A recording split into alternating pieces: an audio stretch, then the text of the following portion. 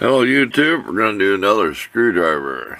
If I could find my ruler, which when I come back I'll tell you the measurements of this thing.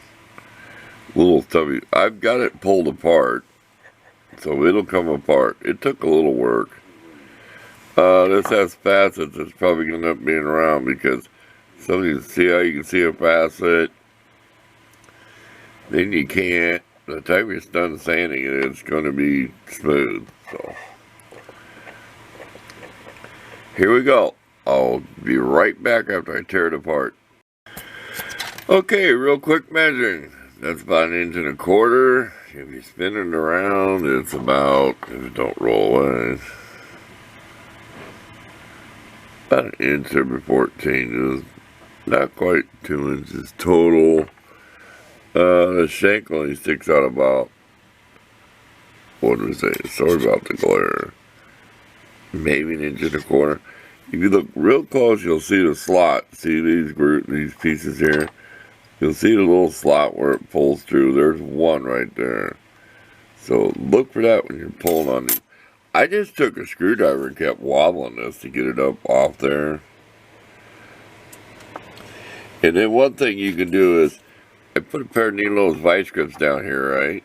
Held on the wooden knob and smacked it with a hammer and got this to start coming out and wiggled it and wobbled it. Okay, let's start sanding it and see what it looks like. I want to do the wood first. We're trying not to make a whole lot of dust, and we do not have a vent system in here yet, but we're going to do maybe a little bit with the Dremel tool and the sanding drum, mostly hand sanding. Just take our time. It's like 65 degrees out. Cloudy. It rained yesterday, and it could hit 70, but the next 2 days it could snow. So, I can't tell you the date. What is it? November 8th? 9th? Something like that. It's the first Thursday of the month. Or Wednesday. There we go. First Wednesday. I don't keep track of it. I said it's all a blur. Wintertime it'll even get worse. So here we go. Let's get this thing done. We'll be back. Keep this a real short video. Okay, time for a quick tip. Curve your sandpaper. See that? To the shape you're sanding. This is 150. This is that cheap stuff. You remember that cheap stuff I bought at Harbor Freight? Closeout, a couple bucks for model cars and wood. And you won't believe this, but if you take this and scrub harden them, you can get that gooey stuff out of the sandpaper. I've even used a steel brush before. I have a picture I scraped with just with a razor blade. Save yourself some time. See where I said it's faceted, but it's not? See? It's all worn. It's the way they build it. Oh, I just want to show you this. Remember I told you the screwdriver was crooked? The wood's crooked. Watch this. Look here, it's the wood knob that's crooked, I think. Mass produced, whatever. But it's a tool. Okay, that's enough of that. Back to work. And I've also got 240. You get any really nasty stuff? This did come with, what, I think it was 80 grit? Or what is this? I'll have to look at the package again, because there's no number on here, but I think it was like 80. $2 of the sandpaper, I got 2 packs. I mean, it's enough to last all winter on model cars and this, so. Too much talk, time to get to work. Let's keep hand sanding. Said avoid power tools while possible, but yeah, this stuff, sandpaper, curve it. If it's not stiff enough, fold it 4 times, then curve it. Oh, sand different directions. Here, I'll show you. Sim sanding. This is how I remember it. The sandpaper's on the right. At the top, it's on the right. Okay? This way, it's on the left. See what I mean? Or turn it around. You know what I mean? Turn the knob around, that thing just roll away. You can say in either direction. Turn around, turn around. Just go to the next pattern. Don't ever go like this or lengthways. You will not be round when you are done. So that's it. Enough quick tips. Let's just get the job done. Okay, another quick tip. You know, I always tell you never sand this way, but I've been folding my paper, putting pressure on it like that, and it is pretty stiff. Brand new piece. I cut it about the way, and I've been taking off the high spots. If I go around here and it's a high spot, which you're going to be either side of this dip, I'm taking these off. It just don't feel right in my hand. I'd rather have it nice and smooth and round because they're not there. Some of them are there and some of them aren't there. But go around and then go ahead. I said do your X pattern. I might not explain it good enough. I always try to. This is how I remember it. See the sandpaper? The top of the sandpaper is to the right. Okay, I want to go to the left. Well, I just flip the knob around.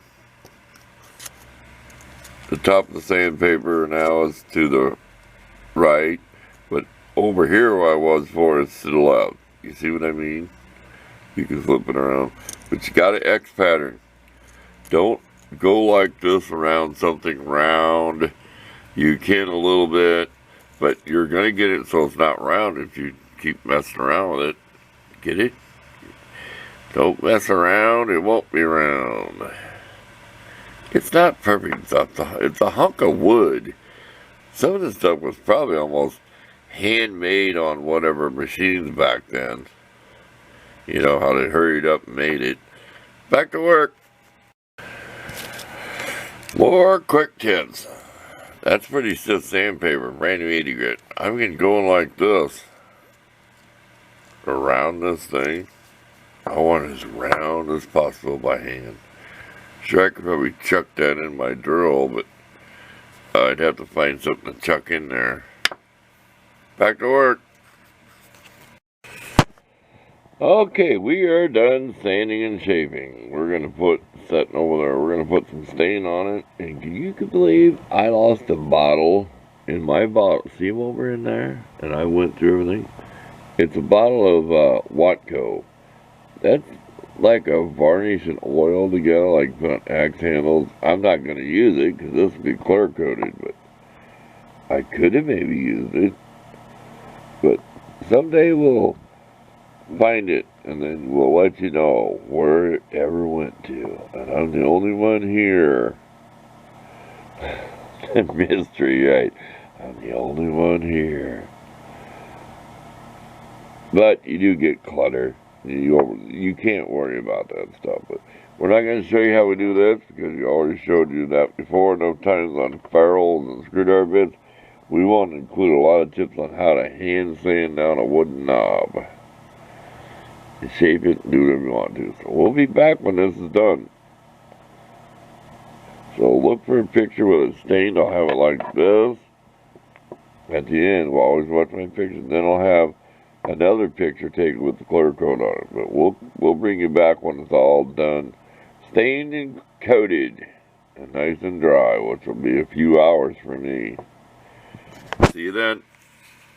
Back to work. And we are done. My hands are filthy. You don't want to see them. The worst was getting all the stuff on the metal, my emery wheel and stuff. A good thing I had a paper towel down to catch all. I still washed the table off when I was done. Got one little defect. There's 2 coats of clear. Had like a bubble on it. See a little defect right there where it was still, I was wiping it off, you know, kind of buffing a little bit, and that was still a little wet, so it's gooey. We ain't gonna worry about its working tool. This isn't perfect. I use diamond bits, sanding drums and everything on there, and I use my emery wheel.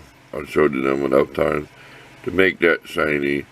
On here, I just took straight emery. I didn't use any sandpaper, nothing. I started with the emery wheel and just kept going until all the pitting and rust was gone. I did not want to leave any deep scratches in there. So there you go.